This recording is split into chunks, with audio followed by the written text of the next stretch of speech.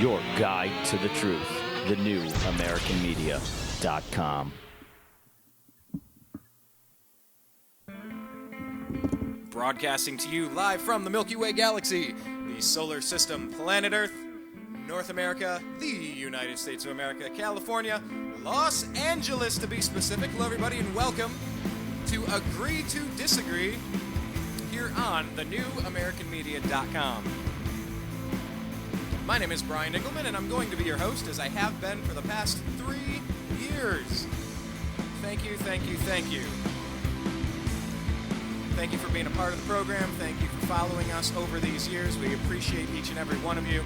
Real quick, before we get things started today, because we're about to have a debate. This is kind of a first for me here on Agree to Disagree. We usually have Agree to Agree.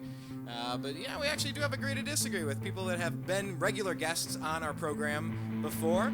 And I'm really looking forward to it as we break down the Gaza battle, try to figure out what's going on there and get some perspective. But real quick, if you haven't checked out our homepage, please do so. It's thenewamericanmedia.com.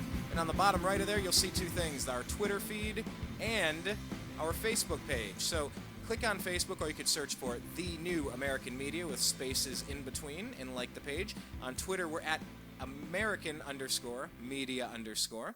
And please do us a favor and subscribe to youtube.com/The New American Media. So, without any further ado, I would like to introduce the players in today's debate. First off, I would like to introduce Blake, the eccentric Walley. Blake has been a regular co-host here on Agree to Disagree. First a guest, and then damn near a co-host, because he's done so many shows with us. Blake is a radio host in his own regard. You can find him every Monday, Wednesday, Thursday, from noon to 1:30 p.m. Pacific on Freedomizer Radio. Blake, welcome to the show, sir. Thank you, Brian. Great to be here.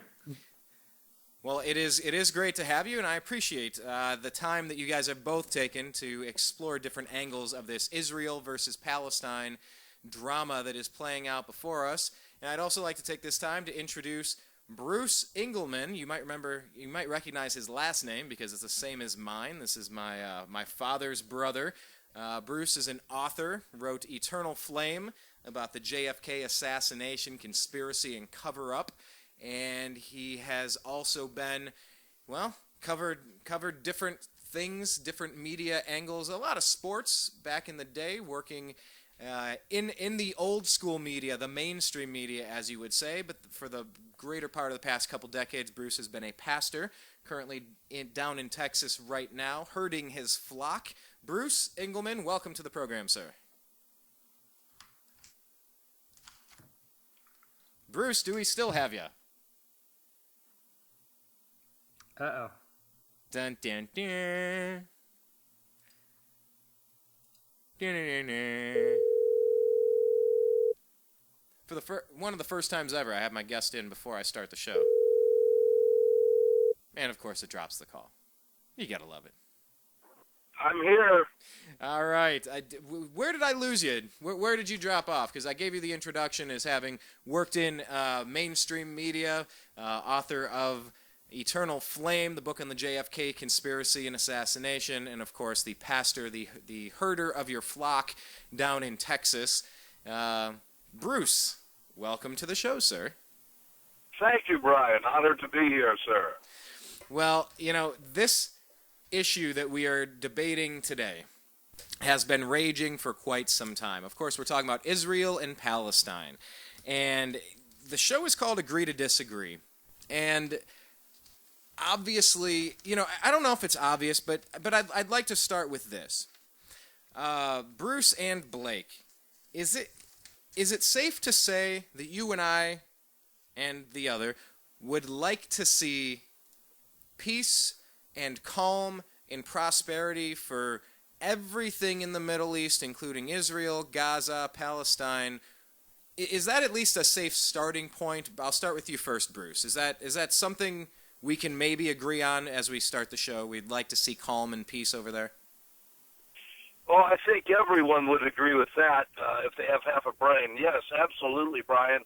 And I'm sure Blake would agree with me. I want to see peace over there.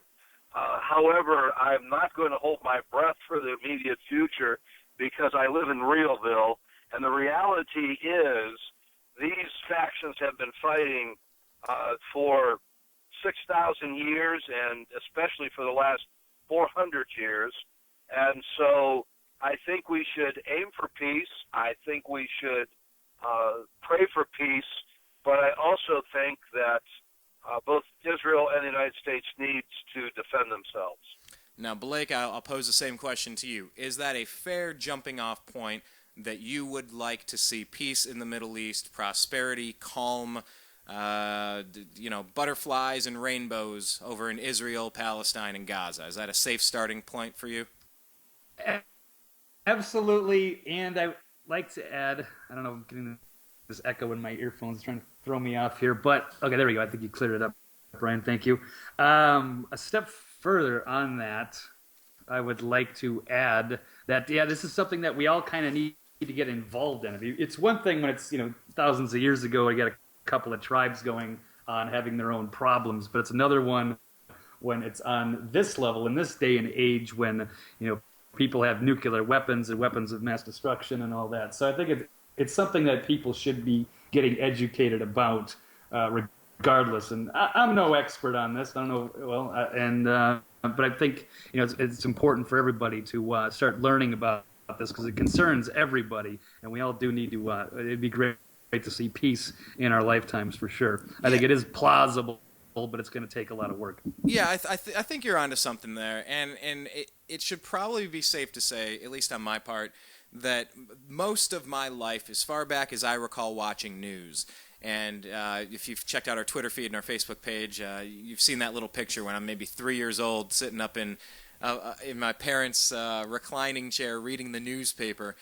So I've always paid attention to what's going on, and I've been a TV connoisseur my entire life, but I've always and only known conflict in the Middle East. I've only and always known warfare with Israel getting attacked and Israel attacking. It's always been fighting. It's nonstop arguments. And this is generally something that I haven't taken a lot of time on the New American Media to cover because I'm just kind of over it. I mean, what else is there to say? They're fighting. At some point you raise your hand. It's like, can you guys all just finish fighting each other, or are you all going to kill each other? Just can we stop whatever this is on one extreme or the other? Because I'm tired of the same storyline over and over, and nothing seems to work. But I'll echo those sentiments, Blake. I'm no expert myself.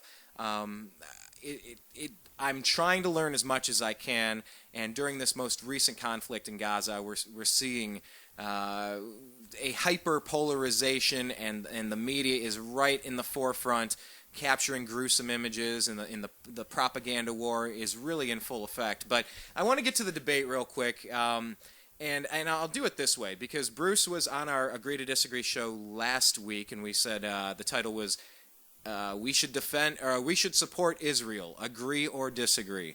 And Blake had the opportunity to listen to that show and come up with a rebuttal or some opinions of his own. So I think, Bruce, since you led last week, let's give Blake the opening words today, and then we'll have you respond to what Blake said. So, Blake, we'll start with you, sir.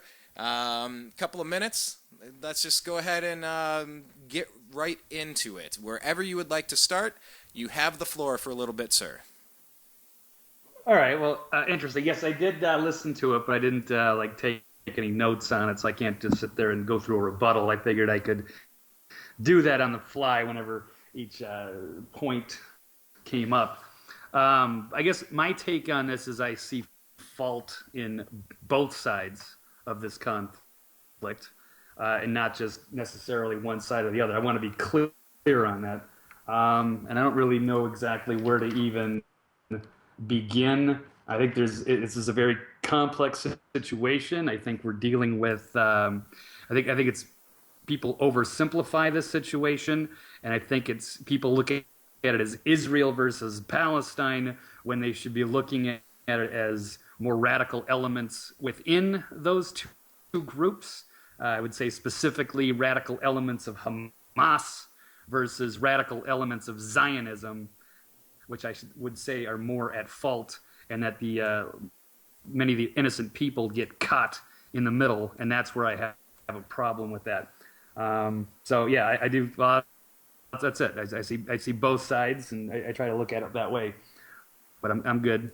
Well, regarding Zionism, just so we're all on the same page, Zionism is the national movement of Jews and the Jewish culture that supports the creation of a Jewish homeland in the territory defined as the Land of Israel. A religious variety of Zionism supports Jews upholding their Jewish identity, opposes the assimilation of Jews into other societies, and has advocated the return of the Jews to Israel as a means for Jews to be a majority in their own nation and to be liberated from anti-Semitic discrimination, exclusion, and persecution that had historically occurred in anyway, whatever that is. This is from Wikipedia. So I'll toss it over to you, Bruce. Go ahead. Opening statement, please. Yes. First of all, I want to say that I love the Palestinian people. I had the chance to be over on the West Bank. I was in Hebron. I was in Gaza 2 years ago. And the Palestinians and the Arabs treated me with a great deal of respect. I ate in their restaurants and stayed in their hotels. I got lost in Jenin, Palestine, which at that time was the most kinetic area in the Middle East. In fact, that day, an Israeli soldier had been decapitated, and his head was taken around on the end of a broomstick and paraded around in effigy. And when we got back to the Israeli army base where we were staying, the colonel said, tell me you did not get lost in Jenin. And I said, yes, Colonel, that's exactly where we got lost. And the IDF colonel said, it's a miracle you made it out there alive. But we stopped, and a Palestinian got my road map out, and we put it out in the hood, and he got me back to the base safely. And we have to remember that these are all God's children. The Jew and the Israeli and the Hebrew is God's child, and the Arab and the Palestinian is God's child. But I think we're dealing with two separate issues here. And in 1976, 1977, the United Nations declared Zionism a form of racism, as well as the Arab League. And I thought that was very wrong to do that, just because we don't say a black is racist when he wants to join the NAACP or go back to Africa to live. But if a Jew wants to declare his nationalism and go back to Israel, that's racism. So I think there's a double standard there. And the other two issues we need to look at is the double standard in the media. The Palestinians, who did not exist prior to 1964, when they were declared, Palestine was declared Palestine by the United Nations. Prior to that, Israel was Palestine up to 46, from about 80 AD to about 1946, 47. And we have the issue of radical Islam. And while I love the Palestinians and the Arabs as a people, as a race, especially as individuals, we have to take an honest look. And I think, Blake, this is what is not occurring in the media. The PLO and Hamas are the darlings of the American media left. They're just launching a few bottle rockets. Their mortars are from World War II. Well, how many American cities would tolerate Parma, Ohio, or Hollywood, California, or Burbank, tolerate one mortar shell coming in, much less 400? And I don't care how archaic the mortars are, the missiles, the rockets that are launched. A rocket is a rocket and a mortar shell is a mortar shell. But to listen to the American media, well, they have an advantage. The Israelis have an advantage because they have American hardware. Well, the Palestinians have Russian hardware, so that equals out. But, a busload of children gets blown up in Israel, and it barely makes a headline, but one Palestinian gets killed, and it makes the front page of the New York Times. And then there's the issue also of geopolitics, and that is Israel doesn't have much more land to give up, guys. Brian and Blake, we're talking about a nation about the size of Rhode Island, Vermont, and New Jersey put together. They only have two seas or oceans, and one of them is dead. There's no more land to give up. They've already given Bethlehem back to the Palestinians. They've given half of the West Bank to the Palestinians. And the PLO and Hamas and Hezbollah wants more and more and more, and yet they continue the violence. What about the 3 teenagers that were kidnapped? We hear about the 3 teenagers or 4 teenagers that were killed with friendly fire or collateral damage, and that was terrible. But what about the kidnapping of 3 teenagers, including one American citizen, that ignited this whole thing? We don't hear much about that. So we have 3 issues that are at stake here. But I love the Palestinian people. They're great people, and they are God's people. So we need to separate these issues and look at them. I want to say one other thing, Brian, in my opening statement. 90% of the terrorism that has existed in the world for the last 250 years has been at the hands of militant Islam. John Paul Jones started the United States Navy to beat back the Muslim pirates, or the Barbary pirates, in 1775-76. World War I was ignited by terrorists that shot the Archduke of Ferdinand. Robert F. Kennedy was shot by an Islamic terrorist, allegedly, Sirhan Sirhan. 9/11. I would just go on and on and on. And one day we're going to have to address this issue, that these people are violent, these radical Islamists are extremists, they want Americans and Israelis and Christians dead, and they're taking over. Listen, they've taken over half of Europe already. Germany and half of France is already under the hands of Islamic extremism. I've talked to people that live in Germany and France. So let's isolate these issues and deal with them one-on-one. Well, let me do that, because there are about 4 things I want to pose now directly to Blake, starting with Zionism in general. The phrase Zionism was something you used in your opening salvo, your opening statement. And I want to get your thoughts on what Bruce had to say about that, with Zionism and being declared racism back in 76, 77. What is the main issue that you have with the concept of Zionism in general? Well, I would say that there is at least a faction within people that are subscribed to Zionism that could be considered racist, that could be considered colonialist, that could be considered where they don't, respect other people's rights to inhabit the area, much like Hamas, like a very similar to what people criticize Hamas for, is not recognizing the state of Israel. Well, I think there's Zionists out there that don't recognize other people as well, and that do have, So I have a problem with that. So I want to make sure. I want to make very clear that I'm not demonizing, because the people that are called themselves Jewish is a very, very diverse group. So you can't really put them all in one category. But I would say that there is a percentage of them that, yes, that are Zionists, and some of them are not that good of people. Now, do you want me to stop here, or do you want to go through point by points and some? Yeah, I mean, what Bruce was saying. Yeah, because I have a couple others. Okay. One of the points that Bruce was just making there was the disproportionate use of force, and that what a lot of the mainstream media and those that are really slanting coverage to make the Palestinian viewpoint a little bit more sympathetic than the Israeli stance. Comment on that for a minute, because this is something you and I have gone back and forth on, the bottle rocket versus nuclear bomb strategy. You slap me and I run you over with a car, and I'll say this and I'll drop back then. It's kind of like when Sean Connery says it's the Chicago way. They bring a knife, you bring a gun. They put your man in the hospital, you put him in the morgue. From the Untouchables. I'm kind of the stance where if it comes down to it and I'm getting attacked, you have to end that threat. If you seriously think your life is in danger, and any crappy bottle rocket, they're not bottle rockets, they're explosive devices that could easily kill anything that slips past their Iron Dome defense.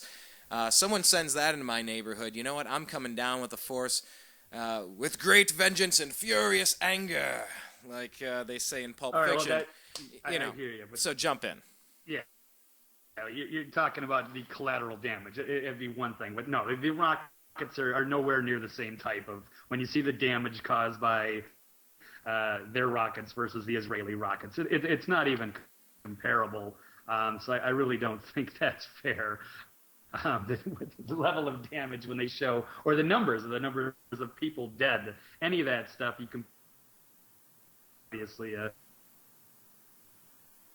And Blake, and I think people around the world get upset when they see that. Sorry, is there something? Oh no, my Skype does keep cutting out at certain points in my I can't hear certain parts get cut out. Are you hearing me okay? You're kind of popping in and out. Have you restarted the computer recently? Because I can try to give you a call again and try to reestablish the connection if that works. Yeah, let me do that. Let me disconnect and call you right back here.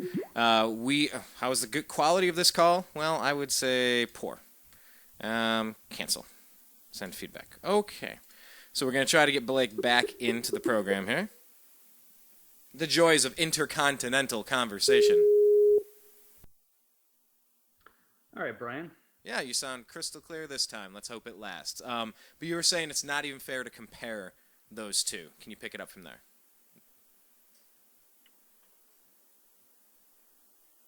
Internet connection problem. Bruce, we still have you, right? Right. I'm still here, Brian. Yes. I'm calling from the mountains of Pennsylvania. Yeah, you're in the mountains of Pennsylvania, and landlocked Las Vegas and Los Angeles can't seem to connect for some reason. All right, Blake, do we have you back? Skype always has its issues. I know, that's why I try not to use it. And anyway, we were talking about disproportionate use of force and how what Hamas is throwing over into Israel to kill Israelis isn't as bad as the things that Israel is sending into Palestine to kill Hamas. So pick it up from there. Okay, can you hear me? Yes, I can. Real quick. Okay, excellent. All right. Yeah, we're talking about the disproportionate. Yes, and I don't think so. I don't believe in that. The force that they use. I'm sorry if your neighbor shoots at you, you don't go blow up his apartment building and call that defending yourself. But as far as media standards go, I'm a little bit confused. And I listened to Bruce last week, and normally I agree with a lot of what Bruce says, but I don't understand where he's picking up this like double standard by the media. Because if I turn on Fox News, which we can all agree is number one by far, they are like 99.8% pro-Israel. I don't think I find any criticism ever of Israel on that station. There could be some left-leaning outlets that occasionally do, but I noticed even a few times this week we had an MSNBC reporter who was criticizing the network, and she was on Chris Hayes for saying that there's there's biased coverage. That's MSNBC. You've got NBC removing a reporter from Gaza after he witnessed Israeli assault on children when they blew up those kids on the beach. I mean, that was another thing. You've got another one. Jeremy Scahill, media's failed to cover the massive massacre in Gaza. So I don't know if I agree with that at all. I'm not sure where Bruce gets his news from or picks up this news. Maybe worldwide you're seeing things shift and people are becoming more pro-Palestine, but I don't see that in the American media. Well, let's get an answer on that, Bruce. Can you elaborate on that point about what you're seeing in the media? Well, yes, Blake brings up a good point that Fox News does give fairly balanced coverage toward Israel, and they are the one rare exception. But I don't care if you're listening to CBS, MSNBC, ABC, PBS, the mainstream American media elites, or Al Jazeera. I think the coverage is definitely slanted the other way against Israel, and it always has been, and always will be. And so I do find a little minor bone of contention there with Blake, with all due respect. But I think the argument of the Israeli military hardware is stronger and more powerful than the Palestinians is not a justified argument. I don't think it's a rational argument or a logical debate. I don't care if they're shooting a BB gun or a Crosland pellet gun or a 22 across the West Bank. Israel has the right to hit them and hit them hard. We have to remember the radical Islam only understands one thing, and that is force through power. That's why Iran released the hostages the day Reagan was inaugurated. That's all they understand. They don't understand diplomacy. They don't understand debate like we're having now. They only understand power through force or force through power. So you hit them and you hit them hard. War is war, and unfortunately, you have innocent casualties. You have civilian casualties. Even sometimes your own side gets shot. Stonewall Jackson in the Civil War, all the way to Pat Tillman a few years ago. You have friendly fire casualties. So war is bad. It's terrible. It's evil. But sometimes it's a necessary thing. And to compare it to somebody shooting at your house and you blow up their house, I don't think that's an adequate analogy. In what way? Because I think what Blake's getting at there is that you have one idiot in an apartment complex of a few hundred people. So you launch a missile into the building and you injure 50 people instead of something a little bit more. Let's go get the one jerk that's causing the problem for everybody. Not to put words in your mouth, Blake, but Blake, is that kind of what you're saying? Yeah, exactly. And I think that kind of contradicts. You're talking about like a BB gun and somebody shoots and then you're going to hit them hard. But I mean, but I think you did say that right, Brian. It's pretty much I would agree with what you're saying. Okay. That is what I've been saying. I don't think it's an equal use of force at all, and I don't think it goes after the people that actually did it, and it goes after the innocent people. And just saying war is not an excuse.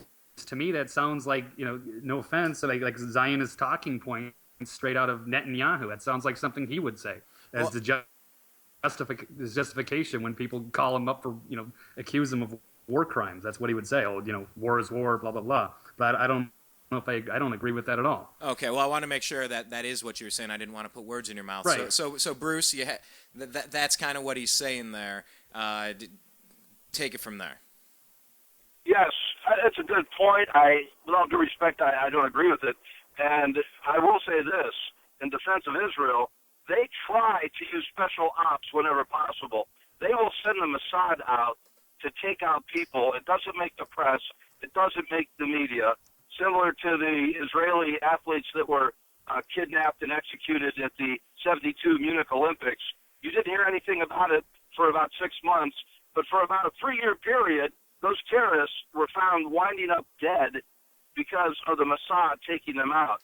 But in this point, in this arena, that was not feasible because you're dealing with an entire element and an entire network of terrorism, i.e. the Hamas, being aided by Iran, our arch enemies, and the Persians being aided by the PLO.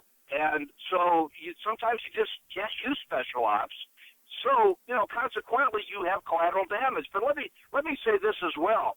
The Israelis, and I will give this, I will give Blake a point on this. There are extremists in every camp, okay? In every school of thought, you have radical left-wingers and reactionary right-wingers. There's no question about that. So that point is well taken.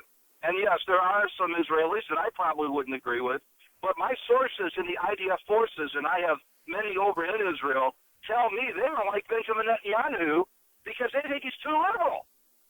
I mean, the moderates and the conservatives in Israel, they think he's too political and too liberal.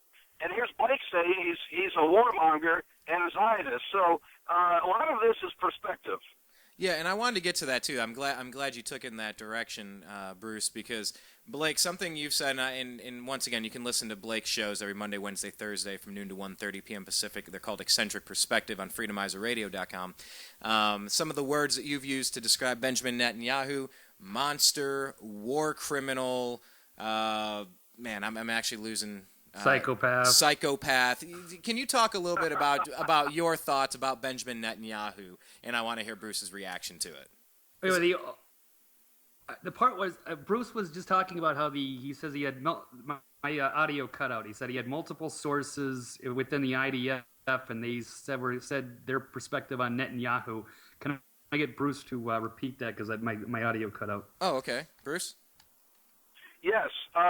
There are sources that I have in the Israeli military and with the Israeli military that tell me that the vast majority of the soldiers, sailors, Marines, and Navy SEALs in the IDF forces, that stands for Israeli Defense Forces for your listeners' benefit, they feel that Netanyahu is a bleeding heart, ultra-left-wing liberal. And that, by the way, that's not just the Zionists or the right-wingers. That's the moderates and the conservatives. They don't think he's tough enough, And so a lot of this is perspective, And at times I get frustrated with Netanyahu. But, yeah, the Likud party, which is the conservative, they're like the Tea Partiers, the Likud party. They're the conservatives. They get angry because Benjamin Netanyahu tries to avoid war at every turn, and he does engage in some peace negotiations. And there's a lot of Israelis, moderates and conservatives, that think he is a dove and not a hawk. Okay, so that was essentially what Bruce is saying then, Blake, is Okay. that a lot of them say he's more of a dove than a hawk. You say he's a war criminal and a monster, so I'll give you an opportunity to opine about what you've seen from Benjamin Netanyahu over the past few years and why a lot of your stance and position now is basked in the nuance of having years to see what Bibi Netanyahu is all about. So take it away. Well, look, I respect Bruce and his opinion on the, and I don't know. I don't know. I don't have any sources within the IDF or anything like that. But from what I see is that he's a warmonger. He's been trying to drum up war with Iran for 20 years or more, saying that they're just about to get, weapons of mass. They're just about to have their nuclear weapon. As far as I'm concerned, if he had a red button, he would have already pushed it by now. The guy makes me nervous more than any other world leader. I think he's totally out of control and would get into war if he could get other people to back him up. But I do respect Bruce because he's been over there. He's got his sources. That's interesting. But from what I see he's somebody who's very reactive. And I think that goes to the how this whole this latest problem in Gaza has all started is because of Netanyahu's overreaction to these 3 kidnapped kids and just blaming Hamas without any proof and then arresting hundreds of Palestinians. I think some of them are probably a couple hundred, from what I last saw, it's from a few weeks ago, are still in jail without charges. So no, I think that he's been under fire for war crimes for a long time with the way he just overreacts when this radical elements of Hamas starts shooting rockets, and then he starts ordering airstrikes and killing hundreds of people when they have nowhere to go. I think I think he's a warmonger and a war criminal from all the things that I've seen. So I don't know. Well, we've been talking about perspective. I will have to agree to disagree on that one. Yeah. Yeah. Well, we've been talking about perspective, and it's all perspective depending on which angle we're looking at this scenario from. And it reminded me of this quote from Angels and Demons, the Dan Brown book. He says, "Angels and demons were identical, interchangeable archetypes, all a matter of polarity. The guardian angel who conquered your enemy in battle was perceived by your enemy as a demon destroyer."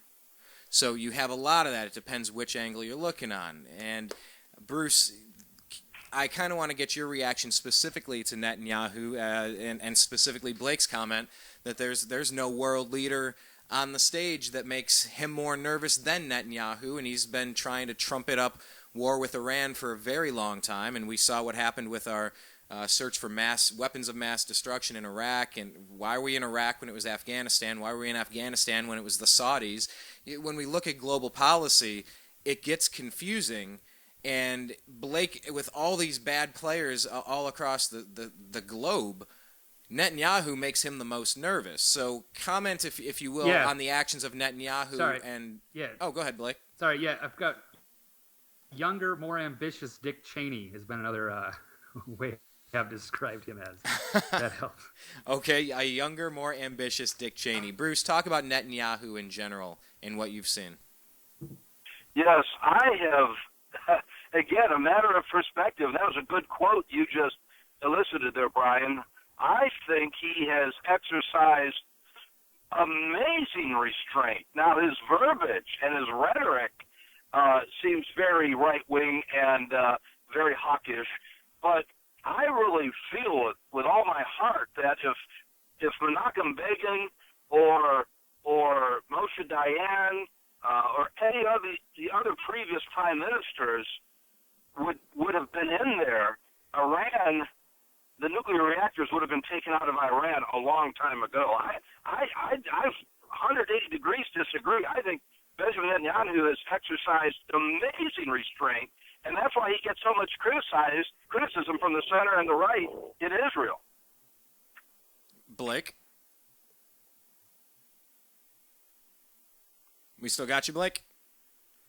Yeah, sorry. It's driving me nuts because I'll be listening to Bruce, and then like halfway through when he's talking, it'll all of a sudden my audio will go out and I can't hear it, and I don't know if you guys can or waiting on me or what he's saying. I missed these points. No, I'm getting almost all of it. I don't know if we want to try to reestablish a connection or not, but Bruce was just saying that he kind of 180 degrees on the other. I love when people say, I disagree, like 360 degrees. No, that's a full circle. You're back where you started. But right. He said 180 degrees different. He's kind of just seeing immense self-restraint from what he's had to put up with from these neighbors who keep shooting weapons at him for the past. How long has he been in power? Many, many, many years at this point. Bruce was saying that he thinks Netanyahu has shown tremendous restraint. Your reaction? My reaction is that's only because of the United Nations and the rest of the world looking at him. If he could get his way, I think we would be in World War III. Absolutely. I think he's a dangerous guy who would push the red button if he had one. He would get us into war with Iran if he could get the support for it. He would wipe out everybody in Palestine if he could get away with it, and there wouldn't be a big outcry about it. So I respectfully disagree there. So he's got to do. He can't just go this alone. Bruce, your reaction? Well, I think maybe the radio cut out or the transmission cut out when I made the comparison to previous prime ministers and presidents of Israel, like Menachem Begin and Moshe Dayan and even Golda Meir. You remember back in you guys are probably a little too young to remember, but back in the 80s, Israel took out one of Iraq's nuclear reactors without UN permission, and I haven't seen Netanyahu launch one missile or fire one rocket at any nuclear reactors in Iran. Sometimes I wish he would, and I still don't understand why this country lets Iran push us around.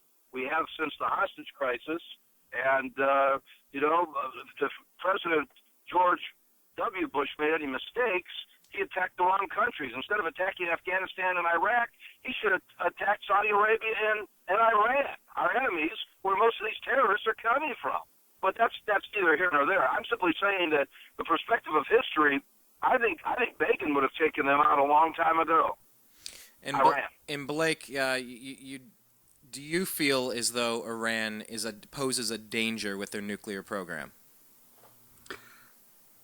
No, not as much. I don't think that they are just completely insane and would just get a nuclear weapon and just lob it over at Israel, knowing that the rest of the world would retaliate against them. I don't see that happening, even though it does sound a little scary on the surface. I get that, but and so I don't know if how I think about that. I know Netanyahu's been telling us for 20 years that they're on the verge of getting a nuclear weapon, and nothing's ever happened. I know as perhaps he's been linked to assassinations of some of the nuclear scientists over there in Iran. He's certainly doing what he can, and I think he'd absolutely launch a missile over there if he thought he could get away with it and that he had backup from other countries. Well, there's something else with the Mahdi, M-A-H-D-I. Definition here. In Islamic eschatology, the Mahdi is the prophesied redeemer of Islam who will rule for 7, 9, or 19 years, depending on different interpretations, before the day of judgment, and will rid the world of evil. According to Islamic tradition, the Mahdi's tenure will coincide with the second coming of Jesus Christ, who is to assist the Mahdi against the, I don't know how to say it, Masih ad-Dajjal, or false Messiah or Antichrist. Jesus, who is considered the Messiah in Islam, will descend at the point of a white arcade east of Damascus, dressed in yellow robes with his head anointed. He will then join the Mahdi in his war against the Dajjal, where Jesus will slay Dajjal and unite mankind. There are a lot of people who have looked at Iran, who have looked at the nuclear weapons program, to say and reading some of the statements, some of the speeches of these people, is that they want to hasten the return of the Mahdi by sparking World War III, which you can do with nuclear weapons so that you can hasten the return of your savior. Bruce, am I way off base on this one, or am I ballpark? No, you're ballpark. The sixth Imam, the 13th Imam, and then the Mahdi. There is that radical element of Islam that the American government and the American media refuse to address, and they are violent. They are ultra-militaristic. They want a jihad against the United States, and they are not going to stop until they accomplish what they feel is their purpose. You have to remember that the average radical Muslim, whether it's Shiite or Sunni, and by the way, that's another thing I want to bring out to you fellas and to the listeners.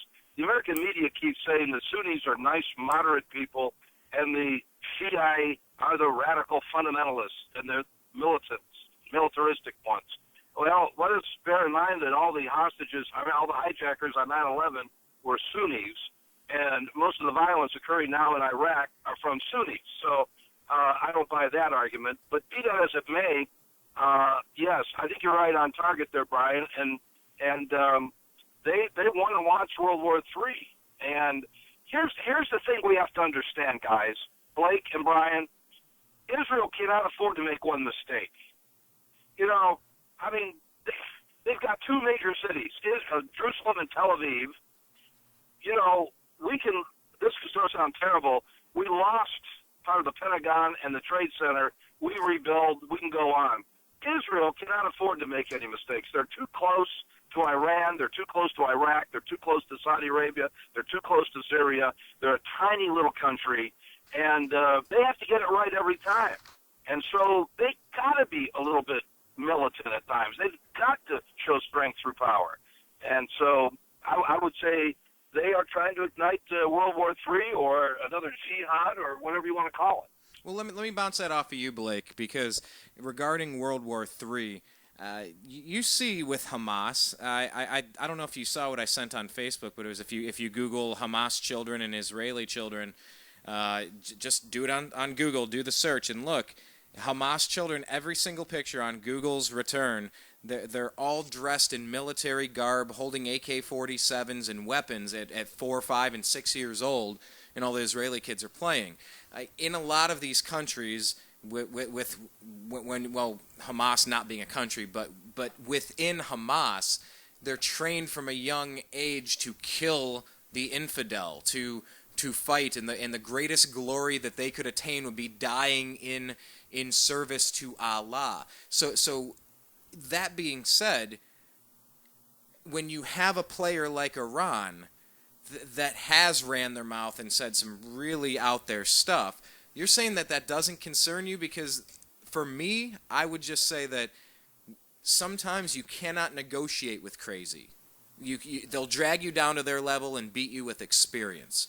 So sometimes if all someone wants to do, take Hamas, if all they want to do is kill me, you know what? How much negotiating could I really do before I just decide I just have to go in fight or flight survival mode? So, I mean, you're just saying you're not the least bit concerned that Iran would launch a nuke if they could get one. That doesn't concern you at all. Netanyahu is way more of a threat to you, or the world in general. I think I said before, if you put Netanyahu and Ahmadinejad, the former president of Iran, or whatever his title was, in a room with the red button, I think Netanyahu is going to push it before Ahmadinejad or whoever's over there. I think it's a balance. I don't think they like the idea that they can be on equal footing and have their own nuclear weapon and become that superpower in that regard. And I understand it does sound a little scary. I have nothing positive to say about the people that run the show over there. I don't like any of the radical Islamic group either. I could care less about the radical elements of Hamas or Al-Qaeda or ISIS. They are all disgusting. I think probably a lot of the people in Iran are probably good people, and they don't like their leadership any more than some of the other people in the world have criticized but they're being suppressed by those leaders. So I don't know, but we've also done a lot of bad things with Iran. Iran had a pretty good leader with Mossadegh back in 19. All right, hold on. You're talking about Mossadegh back when? Saddam Hussein. We've done all kinds of things, and then you could talk about, you got Israel. It's pretty much on record that Israel helped create Hamas. You've got, allegedly perhaps some of American or British intelligence that helped create some of the what we call Al-Qaeda today. So, I mean, there's also a lot of elements in the West. We've done a lot of really horrible things with our foreign policy that has helped create this problem that we have right now. And some of the double standards and the hypocrisy, I think, is what, angers them towards us. So, yeah, we got a lot of bad leadership, getting a lot of innocent people in harm's way, and that's not good. I think I think I'm good there. Bruce, what would you say to that? Kind of in a more greater, more general, broad, sweeping statement here, because a lot of people refer to Israel as the 51st state, and kind of see all of the money that the U.S. throws into Israel and all the disruption in the foreign politics of the Middle East in general. He talked about the removal of Mossadegh. Thank you, Mossadegh back in the day, and the CIA did just come out, I believe, in the past 6 months, and said that they definitely were behind that. The CIA helped create Al-Qaeda to go against the Mujahideen, or the Mujahideen became Al-Qaeda, and then I'm not as familiar with Israel helping create Hamas. Blake, and maybe you could elaborate that on a second. But Bruce, what is your reaction to those criticisms in general? That it's not about 3 teenagers or 4, 3 dead Israeli teenagers and 4 dead Palestinian kids on a beach, all horrible things. But we're talking about decades and decades and policy after policy of all the puppet masters behind the scenes, putting in puppet leaders, removing and executing and assassinating other elected leaders. Just the whole global mess of foreign policy that the U.S. kind of reaps what it sows. Take it any direction you want, but I think that was kind of where Blake was going with some of that. If President George W. Bush made one drastic, calculated mistake, and it was well-intentioned, I may add, it was the mistake that the people of Iraq yearned for democracy. They yearned for a democratic republic. They didn't. They don't want a democracy. They don't want a republic. They want to be ruled by a dictator, and they want to be ruled by militant Muslims, either Shiite or Sunni. And this is something that Americans, we can't understand that in the West, that in the Middle East, they don't want our lifestyle. They don't want our way of life. So right from the get-go, you're dealing with a totally different template. And as you said a little bit ago, Brian, so aptly, they're not going to negotiate. They don't want to negotiate. They want to kill us. They want 9/11. We have 3,000 Americans killed on our soil, and there are still some elements of our public and our media and even our government that want to act like it never happened. Well, I'm sorry. I don't forget the Alamo. I don't forget Pearl Harbor. I don't forget the Maine, and I'm certainly not going to forget 9/11. I am not going to forget that. And you brought up an excellent point, Brian.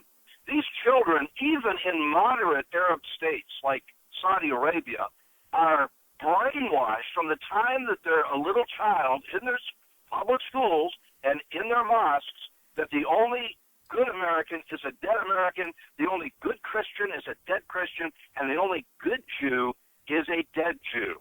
And if you don't convert, then we're going to kill you. And that's what they brainwash these kids with, as you, again, very well put, in even the most civilized Arabic states and nations. And, they want a holy war. And I think they made that quite clear on 9/11. And as to Blake's point, Ahmadinejad has said, we will nuke Israel. It's just a matter of time. Israel and the United States were the great Satan to the Arab street.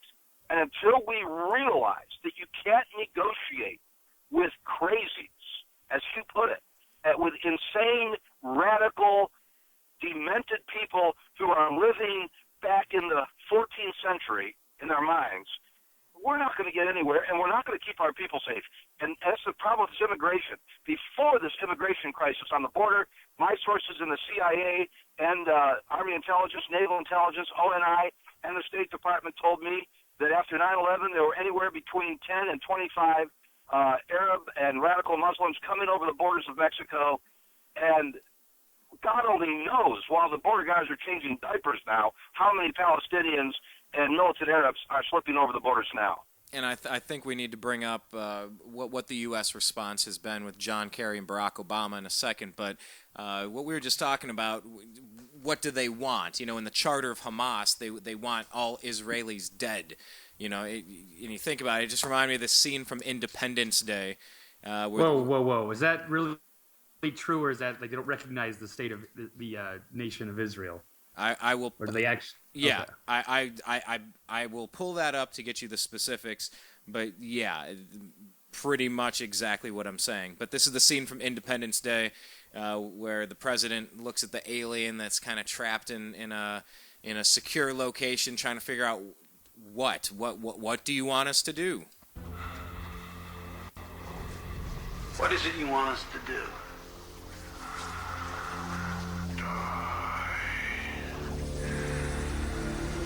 And that's the answer. What is it you want us to do? Die. And I'll pull up the Hamas charter to try to see if I can get you word for word. But yeah, it literally says that they need to be killed. So everybody in Hamas is actually genocide. I'll do this. I agree that. No, I was gonna say, Blake. I'm gonna look it up here. But really quick, would you say that Hamas is a terrorist organization? Something that a lot of people are unable to answer a yes or no question to, and I don't know what you would say. All right. Well, first of all, I know you're referring to the Hannity episode last night, and when he tried to pin that guy down and do a yes or no question. And as you've heard from me, I've been talking about this week, Brian. It's not as simple as a yes/no question. So I have to give you a little longer answer and say that there is Hamas is a group, yes, but there is a faction. There is a militarized radical faction of Hamas that are the ones that perpetrate the violence, and not necessarily all of Hamas. So I cannot demonize the entire organization, and not everybody in the world classifies them as a terrorist group, but they certainly have a terrorist faction within them. Just like you could argue with Israel, like most of the Jews are, peaceful people, but then you have a violent Zionist faction within that believes that they have rights to, they could in genocide, or they don't believe Palestine has their right to exist with them or whatever. But I mean, it goes both ways, and you can say that about a lot of other different. Well, I'll stop there. But I mean, this would be. I pulled it up. The Hamas charter from 1988. Hamas, the one that you couldn't give me a simple yes or no answer to. This is from Article 7. I told you why. Right? Hold on. The articles. Do you understand why I yes. said that? Hold on. I'll let you reevaluate your position after I breathe this to you word for word. Okay. All right. Article 7, the universality of Hamas. In the last couple sentences of Article 7, it says here, the time will not come until Muslims will fight the Jews and kill them, until the Jews hide behind rocks and trees, which will cry, O Muslim, there is a Jew hiding behind me. Come and kill him. This will not apply to the Garad, which is a Jewish tree cited by Burqa and Muslim. Yes, they're legitimately, realistically, I'm not exaggeratingly saying they want to kill all of the Jews in their charter. You're saying you cannot say that they're a terrorist organization for that, where if someone said, I want to kill every Alabaman, every Texan, I want to kill every Texan, I want to kill every Caucasian, I want to kill every everybody, every Cuban, pick any race, every woman, every heterosexual, whatever group it is, they're picking out a group saying that until the Jews hide behind the rocks and trees, which will cry, O Muslim, there is a Jew hiding behind me, come and kill him. The time will not come until Muslims will fight the Jews and kill them. So can you say that they're a terrorist organization based upon their charter, in their words only? You still can't do a yes or no on that. Well, Brian, based on what you're saying to me, on that charter right there, if that is indeed every person that's calls themselves Hamas, if they all sign up and believe that, then yes, I will agree with you that they are a terrorist organization. But like I said, I don't have all the answers. I'm not an expert on this, but from what I've been researching, I have not seen that charter. I would like to, check that out. Check out that source. From what I've seen is that there's a Hamas who I'm not standing up for in any way. I'm not. I want to make that clear. But as far as I saw, it was a militarized faction within Hamas that believed that, and that was, and they would be the terrorists, and they're the ones that perpetrate most of the violence that you hear and see about. All right, let me jump to Article 13, Peaceful Solutions, Peace Initiatives, and International Conferences. About halfway through it says, those conferences are no more than a means to appoint the non-believers as arbitrators in the lands of Islam. Since when did the unbelievers do justice to the believers? And the Jews will not be pleased with thee, nor with the Christians, till thou follow their creed.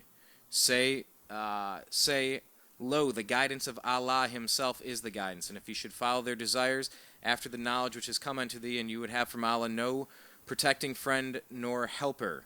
Verse 120, there is no solution to the Palestinian problem except by jihad, which is a holy war, which is violence, which is... Okay, Brian, I'm looking, it says, in 2010, they stated that the charter is a piece of history and no longer relevant, but cannot be changed for internal reasons. Hamas have moved away from their charter since they decided to be political. So I don't know. So would that be like a southern state keeping the right the Civil War flag up? Bruce, let me jump to you on that, because like I said, I'm learning about this as well. I picked up something from '88. You picked up something from 2010. Do you have any experience or insight as to the charter of Hamas, and are they a terrorist organization? Give us any background or history you can on Hamas in general. Yes, and I am going to have to, after this comment, unfortunately, I'm going to have to sign off as I have an appointment, and I'll let you to continue this good debate. Blake, excellent points, and Brian, good moderation here. Good moderating, I mean. Hamas is recognized by most Western governments as a legitimate terrorist organization. They are inherently anti-Israel, anti-Semitic, and pro-radical Islam. There's no question about that. They get a lot of their funding, both financial and military hardware-wise, from Iran, and they often cooperate with other terroristic organizations like the Muslim Brotherhood, Hezbollah, the PLO, the Taliban, and Al-Qaeda. And it's not a good organization, really. And when Hamas started having their candidates nominated and elected, it was not a good turn of events for the Palestinians. As crazy and as ludicrous and as militant as Yasser Arafat was, the founder of the PLO, he would at least try to negotiate and try to keep his people tempered. But Hamas has no restraints whatsoever, and they don't have any political acumen or intelligence like the PLO does. So I would say they're much more dangerous than even the PLO, and like I say, they cooperate with Hezbollah, the Taliban, and Al-Qaeda. Well, since you have to go, let me leave it with this, if I may squeeze one more question out of you. Sure. Can you give me your, in a nutshell, response, reaction, praise or criticism for the Obama administration's handling of all of these affairs over in Gaza and the Middle East in general? When I was in the Middle East 2 years ago, I was taken back, absolutely amazed by billboards with President Obama's picture, highway signs, huge highway billboards, similar to the signs that we often see in Los Angeles and Cleveland and Pittsburgh that say another highway project funded by your tax dollars. There were huge billboards, and I saw these with my own eyes, of President Obama's picture, and it said another public works project sponsored by the United States government. And I think that President Obama has tried to bridge the gap, being that he does have an Islamic name, being that he's African American, being that his father was a Muslim. I think he has tried to negotiate with Iran. And I think it was a terrible mistake to drop the sanctions against Iran, but that's neither here nor there. I give him an A- for effort for the first couple of years, but because, remember, go back to my original statement, Blake and Brian, radical Islamists and militant Islamists and terrorist organizations from North Africa and the Middle East only understand one thing, and that's force through power. And because of the border crisis in our country, because he kept drawing a line in the sand in Syria and said, you know, if you cross this line, we're going to bring in the troops, or at the very least, drop some bombs on you. And guess what? That line was crossed several times, and he did nothing. Same thing in Egypt. He drew the red line and drew another red line and drew another red line. And quite frankly, I don't think the PLO or Hamas has any respect for President Obama or any fear. And so I think his foreign policy as it stands today, and according to the American public, every poll, it keeps going down farther and farther, I think is backfiring, and I think it's just making the world scene much, much more dangerous. Yeah, I saw a poll 39% today, and I just can't imagine who those 4 out of 10 people still are.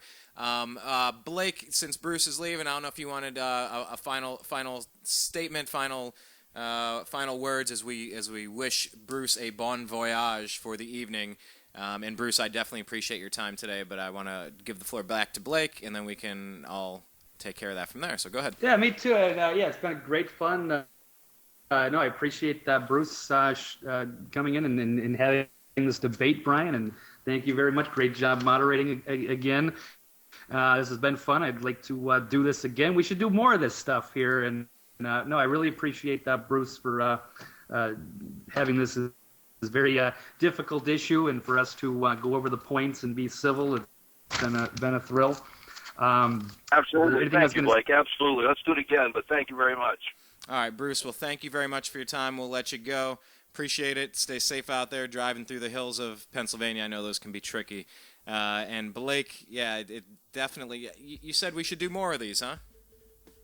Right, well, it's been good. Yeah, agree to disagree. It's finally, we got a chance to have an actual debate here. I've tried to set a few up in the past, and people usually back out. They don't really want to get in the ring here. Right. So it's been very refreshing. No, it's been a good talk. I got a lot of respect for your uncle. He's a very bright guy. I guess if I was going to comment on any of that stuff, I know that he's not here to defend.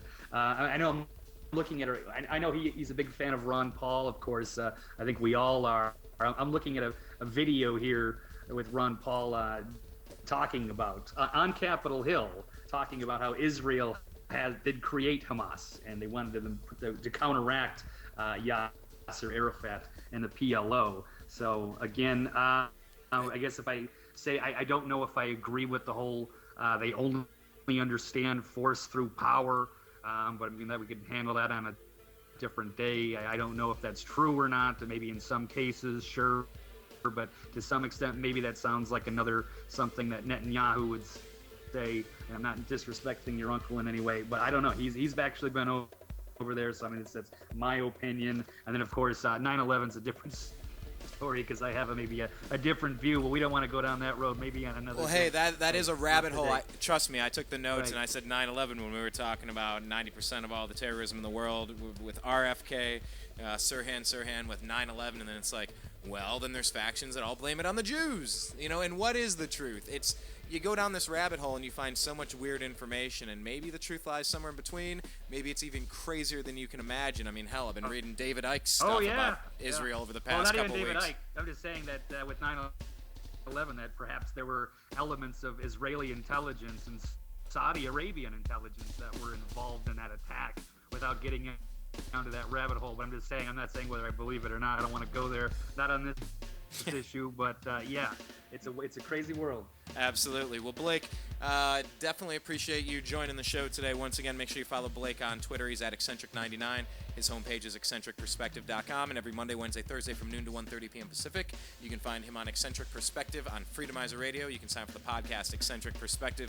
Blake, thank you so much. Let's seriously do this again. I kind of enjoyed playing moderator. I tried to stay out of it, but I interjected a little. I'll have to review it, see how I did, but this is good. I like opposing viewpoints on the air, not just the same stale talking heads you see on MSNBC and Fox every week. So, hey, man, we'll let you go for now, and definitely check out Blake's work next week. Have a good weekend, Blake. We'll talk with you soon. You too. So, yeah, definitely do that. Make sure you check out what's going on with Blake, and please check out our homepage, thenewamericanmedia.com. In the bottom right is our Facebook page. You can click on it or search The New American Media with spaces in between and like our page. Bottom right of our homepage is also our Twitter feed at American_media_. And on YouTube.com, make sure you subscribe to YouTube.com/The New American Media and check out our 3 years of archived content. My name is Brian Engelman, signing off for the TNAM Radio Network, because the news always matters. This has been Agree to Disagree. I appreciate you. Stay awesome this weekend, and I'll talk with you soon. Peace.